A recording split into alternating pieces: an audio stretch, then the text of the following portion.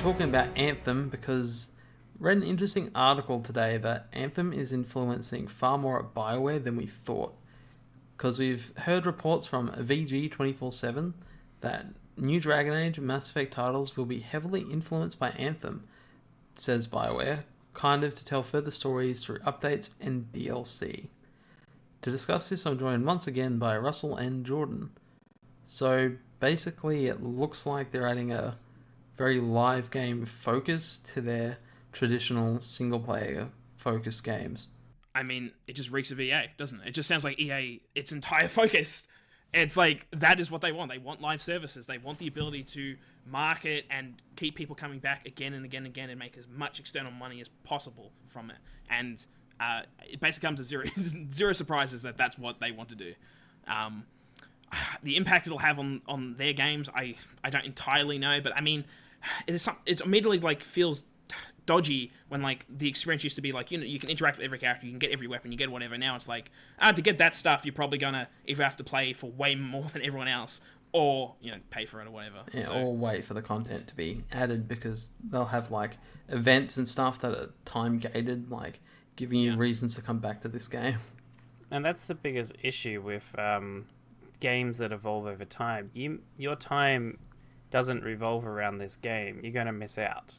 If you, like, say, not there one weekend, but they have a limited time event where if you don't do it, you miss out and you'll never see it again. It's those type of things that sort of ruins the game for a lot of people. The other thing with it is by having it online all the time, continuously updated, they're essentially releasing a game that should be finished early and then feeding you little snippets over time to make you continue to want to play. So do we kind of see this as a way to easily more push out games that are incomplete, so like Andromeda, but say that content, the game's evolving, there's more coming to it. Does that kind of give them the way to actually release in a state that's not what we might consider release worthy? Yeah, very possibly. We kind of already seen that, as you said, with Andromeda, where it's like, these games aren't really done. Like, Xbox at the moment, I feel like, is a company that's doing it a lot, at least with the companies they're supporting, where it's like, Sea of Thieves isn't really done, but we're going to release because it's good enough. There could be way more content down the line, but it's not that much right now, and it is concerning that they go, alright, Dragon Age, maybe we'll release it. There's a lot of, like, conditional stuff where it's like, if Anthem bombs big time, Bioware might not exist. EA may just shut them down and recoup the costs to somewhere else, you know? So there's always that concern as well, but just this aspect of, like, everything where it's like, I'm sure there's so much pressure from EA on Bioware, it's like, you need to be making this kind of money, and like, I don't know how to do it other than to implement this kind of system, where we're breaking off piecemeal, like Jordan said, or it's story. It's such a big problem because it's story focused, and as soon as you break story off piecemeal, it ends up like Destiny, where it's basically like there's not much there to begin with, and all you do is there's like a carrot on the stick, and you're like hoping there's going to be something more that justifies it all. But at that point, it's too late. Like, you've already lost interest in what it is.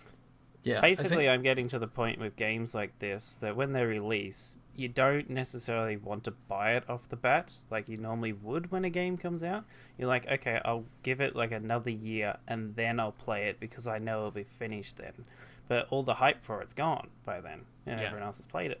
Yeah, well, so, I mean, for them, as long as people have played it, they're playing it and buying it, they can actually deal with the people who are going to wait. Like, I think Final Fantasy 15 is a really good example of a game that at launch, and now what you've got are very different because they've expanded on things. And do we feel this will be kind of the norm for Bioware now, that the story might not be exactly the way they want it, and later on they might redo the ending or redo a major part of it? It really comes down to how well Anthem is going to sell. If it's going to sell extremely well, then yeah, they will most likely follow this path to other games. But if it doesn't go well, then it's back to square one. But my question with that is, I'm unsure if Anthem's failure would mean that this doesn't apply to other things EA are doing, because, you know, live service keeps people paying, keeps people coming back, and they've already got that basically with FIFA, and it's just like, it works there, and it's a proven success there. I think the influence of just Anthem is not the only thing influencing other parts of the EA games that they own. it eventually gets to a point though that you've got so many subscriptions to everything that you're just churning out way more money than you should just to play games. Yeah, but they don't really consider that an issue to them. It's an issue for us as a consumer, yes, but I think as a company, they're happy for people to be paying as many subscriptions as they want you to pay. Well, it's more they want you to be paying for their subscription. Like, it's true. It's to make it as enticing as possible, and you do that by announcing this is the game, this is the base game or whatever, and they've already pre-thought out probably a year in advance of content, and then it's just whether they can execute that content in that time frame or not. That's just kind of the society we live in. There's like Bethesda and probably like Sony's like main flagship first party stuff is like maybe the only ones of like, but even then like Spider-Man's already talking about the DLC they've got for October, November and December. Like, it's just games now. Like, they have to have this hook, this drive for you to buy it and then continue to play it for months, because otherwise a lot of consumers will not buy it. Because like, why would I buy that when I could be hypothetically saving for Cyberpunk, which probably is going to be 600 hours to do every option in the game or every choice or whatever. Oh, I could play this 20-hour game. Like, it's such a interest of like people thrifty with their money, and the fact that they're free to play games like Fortnite, where it's like I'm paying nothing for this game. I could play it all day every day, and it's such a casual thing for them that why are they going to spend all this money on a game that maybe only has 20 hours of content and then you've got nothing else to do? Basically comes down to value versus quality of the game of which you're getting. Whereas Fortnite, it's free and you can play it as much as you want, but Destiny... Well, it's like any other, like, if you say, like, if Spider-Man didn't have that DLC plan, it'd be a 20-hour, one-and-done game. They want you to see, like, oh, this has come out, I can go back to it. They want you to keep playing their games as much as possible, which keeps you from playing the competitions games. But yeah, is there any benefit to this kind of live game thing in these single-player games? Like, is there any place where this actually adds benefit to the products rather than detracting from it? On the content level, like, yeah. Because they've broken it out, they're releasing more stuff, which means if you're super into this game, like, for example, Final Fantasy 15 you brought up before, Mitch, was like, I really like that game, and I wanted to play more content, and they keep releasing more content. And that's not inherently a bad thing. It's bad, and 15 immediately had this too, where it's like, you feel immediately like it's cut out. Like, fighting games always have this. Fighting games are always, they release, the DLC was planned from the start. Capcom's infamous for doing this. Had basically having all the DLC characters on the disc and then selling it to the consumers post-meal in the future. It's so common these days that people, I think, just gotten used to it, except it's like, oh, if I buy a fighting game, I know that basically the first 3 DLC characters were already basically part of it. Yeah.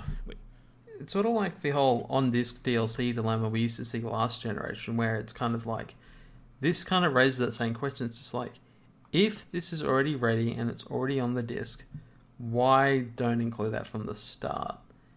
Money. Money. Money. The world revolves around it, and that's basically the whole point of these live games. It's just like, if they can make more money from you, they're going to make as much money from you as they can. Biggest issue is they're ripping off their consumer, but there's essentially nothing really we can do about it when it comes to it. I mean, there's a few things you could do. Not buy the game, but then you're missing out. To bring like CD Projekt back, like CD Projekt is the best I can think of when it comes to a company that treats the customers right, have heaps of content on the horizon, and they didn't have that ready from the get-go. Like, there's 2 DLC expansions for Witcher 3.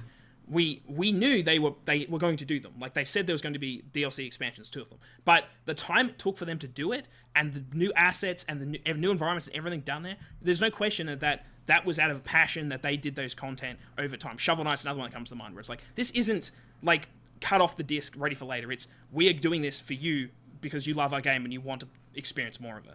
Yeah, there's certainly different developers and publishers and how they learn or take from what their consumers want them to do, or like have respect for that company, not just like, like, no one truly respects EA, because for the most part, like, a company isn't your friend. They're here to make money, and EA, they want to kind of make as much money as they possibly can, and to kind of offset the cost of making games, which for them is pretty expensive because the amount of people they have and the amount of people working on these games is just, it's immense. So for the most part, like, from a business standpoint, it makes sense why they love this live service thing, but from a consumer, it's just like, it really hurts the game itself as a product, because for the most part, like, we want to see a game come out that it's finished, you can play A to B and the whole story is really good. So you, like, for example, you've got God of War, which never felt like it was missing a single thing, whereas some of these other games certainly feel like they are missing content, and I wonder if that's certainly the live service element coming in that is now a staple of gaming, which we can't really stop at this point because it's proven itself.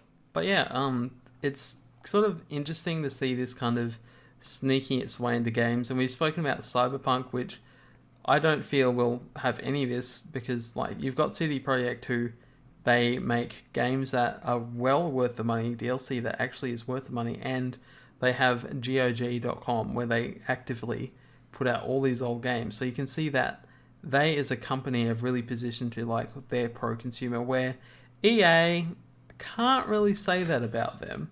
It's almost like too late for them. It's like they're so anti-consumer that it's like, well, we might as well just go into it then. There's no other way. Yeah, no one looks at us any differently. What can we fix it? We can't. So let's just go all the way. For Let's the just player. go full evil. For the players, PlayStation.